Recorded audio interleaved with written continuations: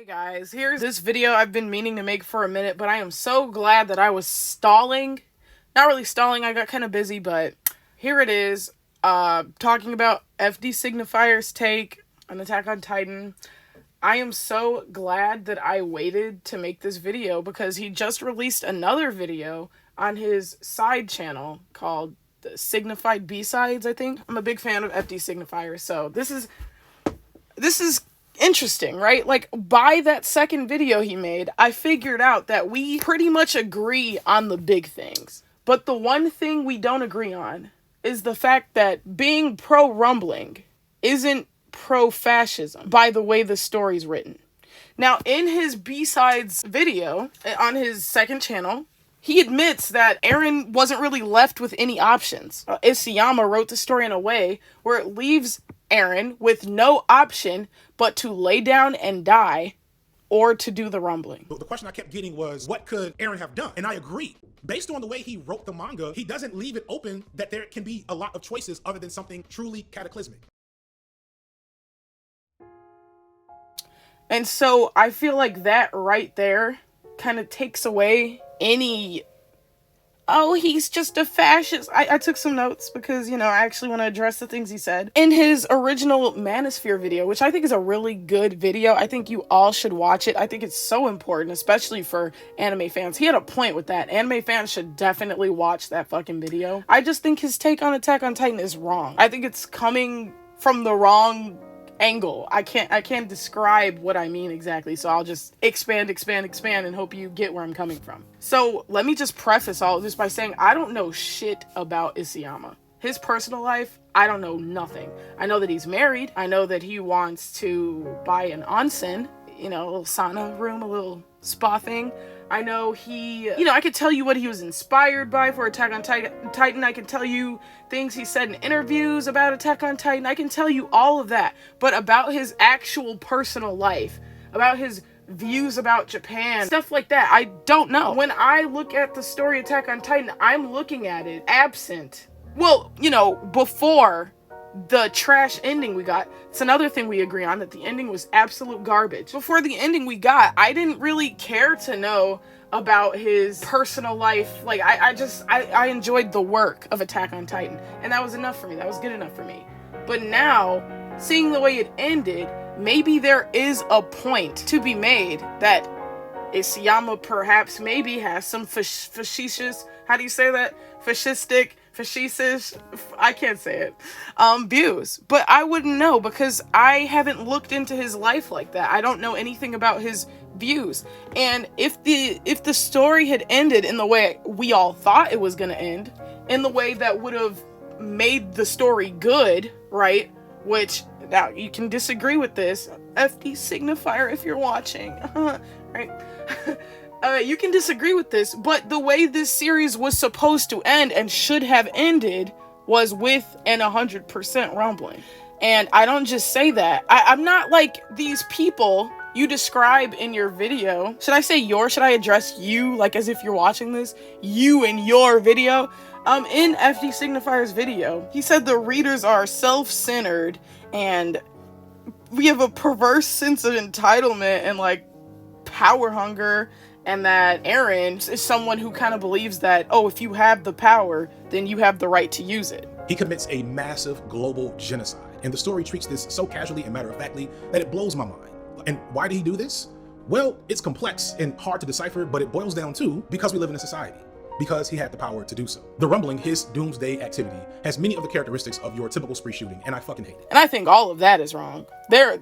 All of that is incorrect. I also don't ascribe to this notion that Eren rumbled because, quote, we live in a society. I thought that was funny, but I just don't think it's representative of what we actually saw in the series. Now, again, you could say that there's some some fascism in the subtext because of Isayama's own beliefs. And the way that the series ends, I agree. I agree that it comes across as fascist as heck, because of, yes, Armin thanking Eren for the genocide, Reiner, Eren, what a man you are, Peak, Eren, I just wish I could have talked to you, everyone kind of forgiving him after that. It was gross. And it amounted to nothing. And at the end of the story, I don't know if FD Signifier saw the final 8 pages or not. In the final 8 pages, Paradis gets destroyed. So then what the series is kind of telling you is that you have to choose one side or the other. And the story's kind of asking you, which side would you rather see go? And I don't know if this is some loyalty complex in myself, or if this is some, hey, I am never going to be on the side of the oppressor thing about myself, but I am on Paradis' side all the way. I don't think it's fair that just because there's 2.6 billion of you and 500,000 of us, that since there's more of you and our death would end in you guys having peace, I don't think it's fair that us 500,000 should die so you 2.6 billion can have peace. I don't think that's fair. Because who says that our lives are less important than yours? Sure, there's fewer.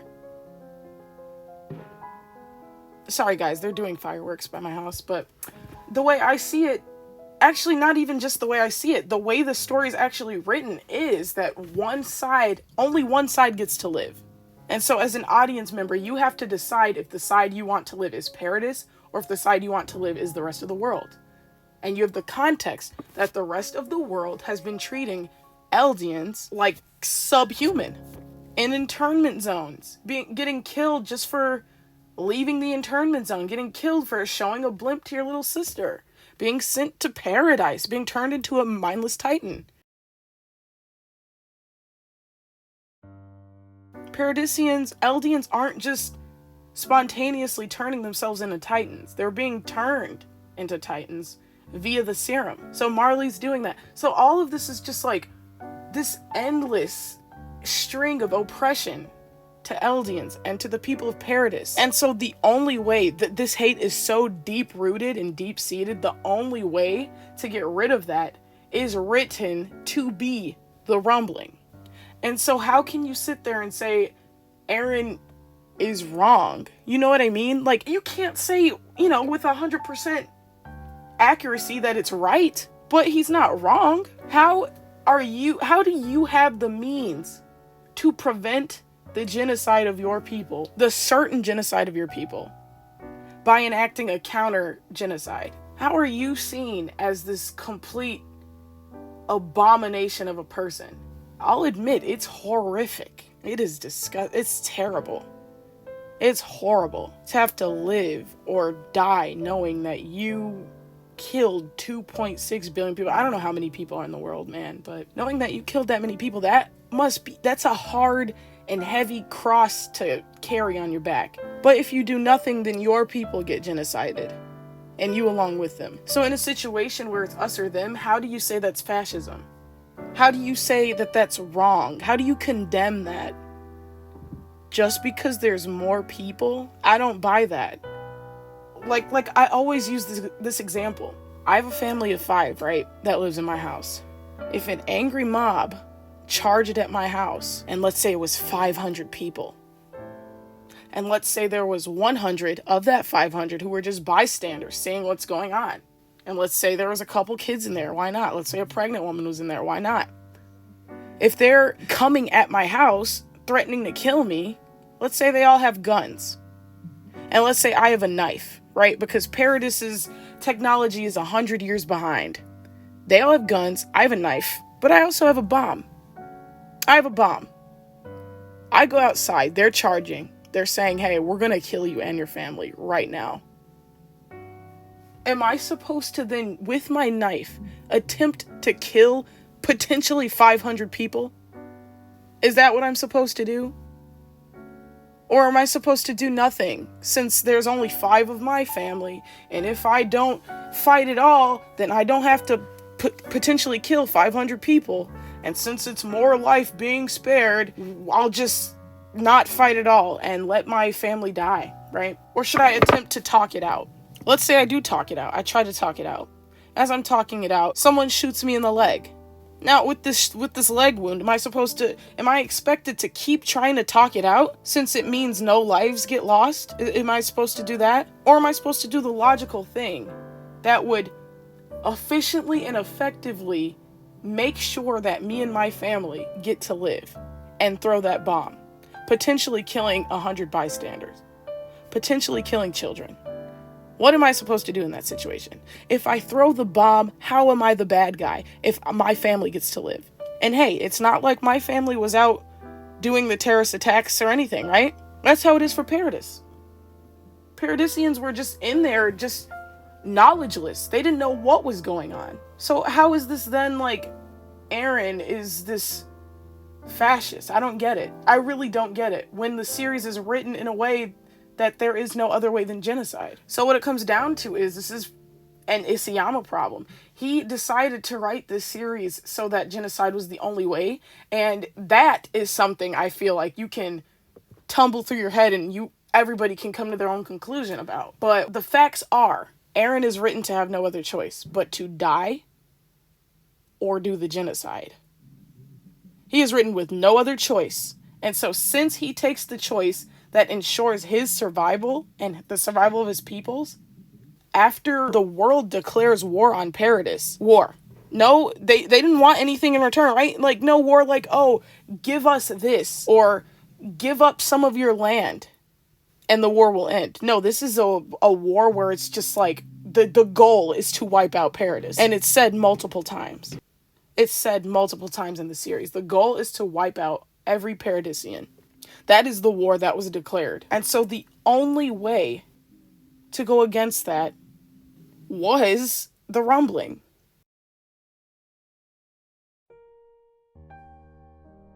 And I made a comment in FD's premiere of his manosphere video. What else was Eren supposed to do?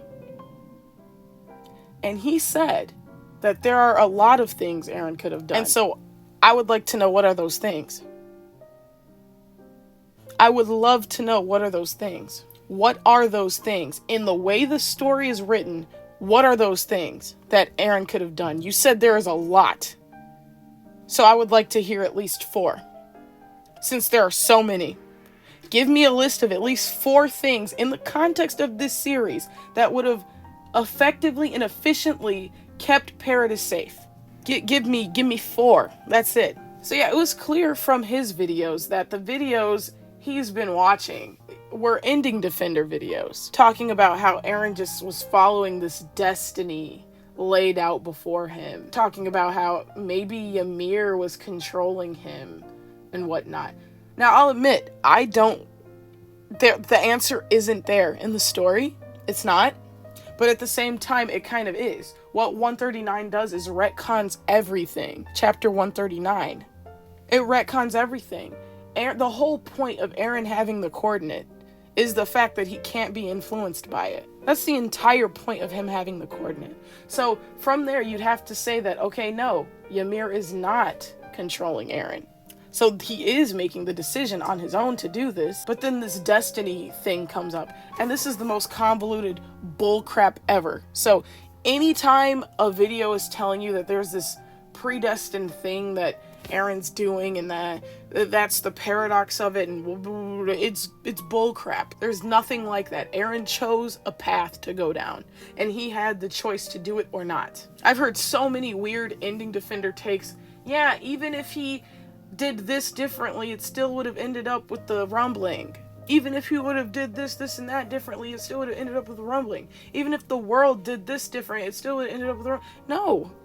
No. Because then why is Eren asking Hanji for another way?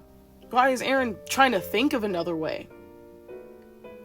Like, what would be the purpose of showing us those scenes if they didn't mean that Eren was literally backed into a corner and he chose the most efficient, effective thing that, hey, he just so happened had the power to do, right? So, like, all of these are writing decisions, everything. Why were so many fans okay with the ending being a global genocide that also had the byproduct of leaving much of the world under control of fascist regimes? Regimes. What is regimes? Just leave it in. And the most sensible answers I could find were numerous arguments saying that Eren had no control, that he was destined to do this based on some complex story elements that I won't fully get into. But when you go back and you read the reasoning that he gives in the story, it sounds like some shit a spree shooter would literally say. The next thing FD said in his video was, why are we okay with the global genocide? And I kind of answered that already. I'm an ending hater, right? Heavy quotes. I think the ending is trash. And I think it's trash because I think this series was supposed to end in world peace. That is the only satisfying conclusion. And this story is one side wiped out or the other. And so the side that gets wiped out is Paradis at the very end. And I don't think that's world peace. And then it even shows at the end that the tree is growing, the founding tree, right? So Titans aren't even gone. So it's just a story where Eren solves nothing. 80% of the world dies for nothing. Paradis even gets bombed at the end. So even Paradis dies for nothing. Everybody dies at the end. It's just stupid, right? And there's no message in an ending like that other than killing is fun. Killing. I don't know. I literally cannot tell you what the message is with both sides. One side getting genocide to 80% and the other side being wiped off the map. I don't know. There is no lesson with that. Unless that lesson is hatred breeds more hatred, which we already know that. That's not a lesson. We know that. And so where we thought the series was going was an 100% genocide, 100% rumbling. And as Karina was saying towards the end, this is our price for perpetuating this oppression and this racism for these many years. That was the theme. And that was exactly correct. Putting Paradisians through this situation for hundreds of years when they don't even know what's going on is just wrong. And it's disgusting. And Eren was right in his quote that FD used in his video. The only way to get rid of this oppression and subjugation is to bury that civilization in the ground. We see that talking is not going to work. Isayama writes it so that talking is not going to work. And so then the only option is burying the history of the racism. And just to reiterate or be clear or whatever, this is looking at this series in a vacuum, right? The only option is this rumbling in the series in a vacuum. Do not apply this shit to real life. Obviously, there's other avenues. There's ways of finding peace. There's ways of coexisting, obviously, in the real world. But as it's written in the series, the rumbling is the only way for Paradisians to live freely or just live in general when they've been denied that right for hundreds of years. That's literally the only, like, that's it. That's all you got. We've seen Paradisians survive terrorist attack after terrorist attack, not knowing what's going on at all. And you want me to sit down here and say that they should try talking peacefully again and again and again, even though it's not working, and try their luck and gamble with the rest of the world where the World Alliance fleet is coming to bomb Paradis off of the map? And without the rumbling, none of these sides would even be talking to each other civil, right? The Alliance and the warriors from Marley are only getting along because their goals in stopping the rumbling, they are both dooming Paradis. That is the only reason Reiner, Peak, Gabby, Falco, Mikasa, Connie, and John would ever talk, would ever get along, and would ever be working together. Because Annie, Reiner, Gabby, Falco, their goal not Falco, but, you know, since he's on that side, their goal from the jump was to wipe Paradis off of the map. And so, of course, they're going to work with the Alliance to, you know, eventually doom Paradis. Of course they're going to work with them. So there is no natural human occurrence in the story, written in the story, that would have brought those two sides together, which just tells you that there is no talking it out. Symbolic of Armin getting shot in the mouth when he tries to talk things out with Daz and Samuel. He gets shot in the mouth. In the beginning, he tries to talk the Muller guy out of bombing Eren after his first transformation, bombing Eren and Mikasa. Eren asks Armin if he can do that. And he tries, and it does not work. It is Pixis' power and authority that gets the three of them out of that situation. He was going to get bombed anyway. And then 139 shows, whoop-de-doop-de-doo, talking works for some reason. It's just a terrible chapter. It's a terrible ending.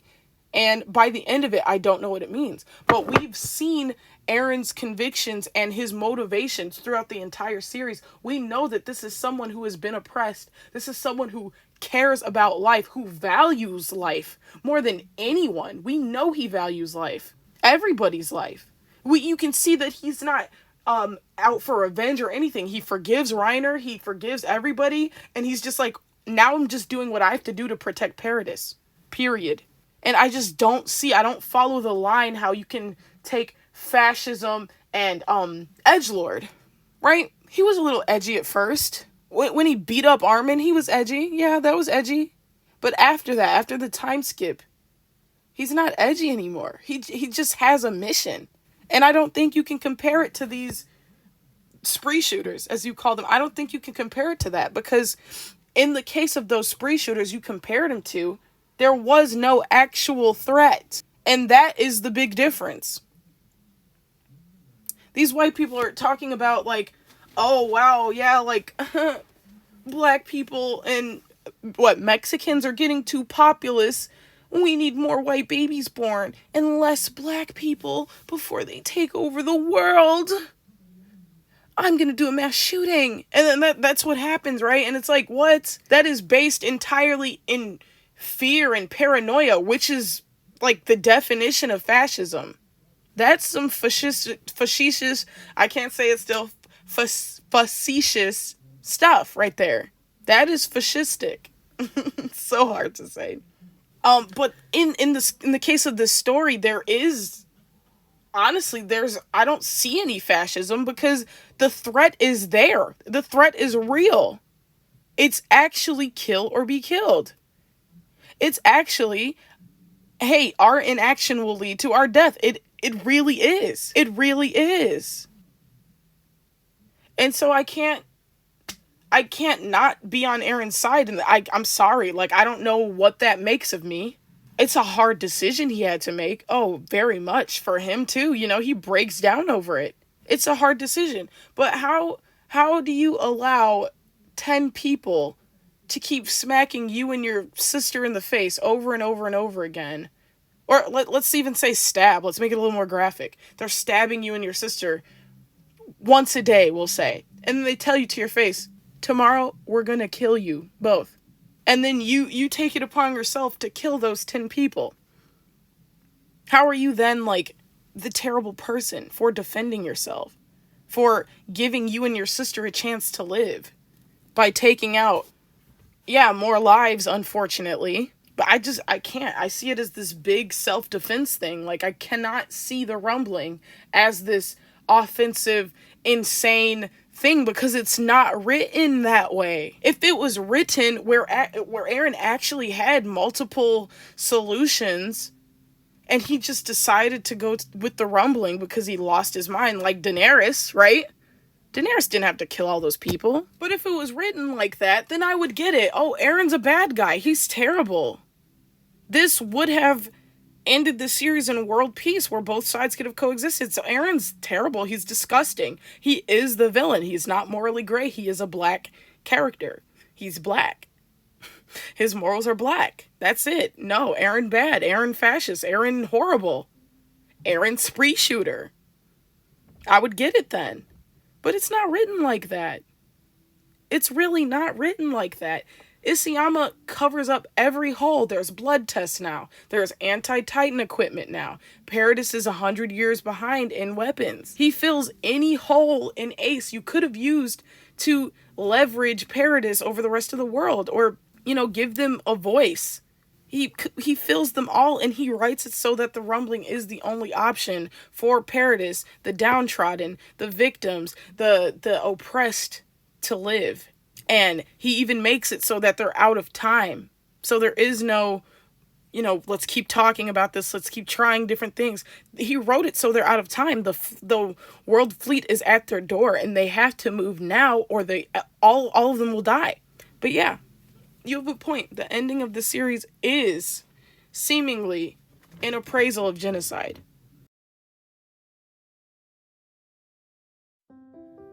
So yeah, the story might have this underlying support of fascism. It might have that. It might, you know, knowing what you know about Isayama. Again, I don't know much at all.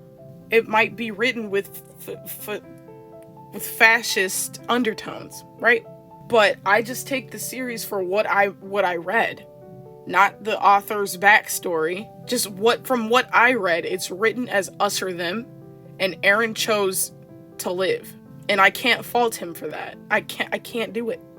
I cannot do it. If there was a way he could kill every racist person and let every not racist person live, I'm sure he would have done it, but he can't. He can't. He can only wipe out everyone or get wiped out himself. Not even just himself, everyone he's ever known on Paradis. The entire Paradis, gone. And just so it's on the record, I do want to say, I've seen people in the fandom that are pro-rumbling just because it means death and destruction and despair, and they like looking at the art of people's skulls smashed in and whatever. Yeah, I've seen that. I've seen that. I've seen those types of fans. There are those types of fans. And I'm not one of those. But at the same time, I'm still pro-rumbling. In the context of the series. Because there's no other way for these victims of oppression to live. To not be pro-rumbling is to be pro-genocide of Paradis. And it's written that way.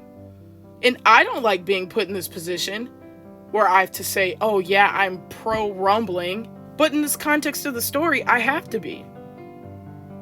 I don't like to have to say that. I don't like to have to say that. I wish there was a third option. I wish I could say I'm pro-peace talks. I'm pro-peace talks because it's shown to have worked in the series. No, I can't say that because it's not true. In fact, the literal opposite is true. Talking isn't gonna work. Nothing's gonna work but a rumbling. Rumble or be rumbled. That's basically what the story comes down to.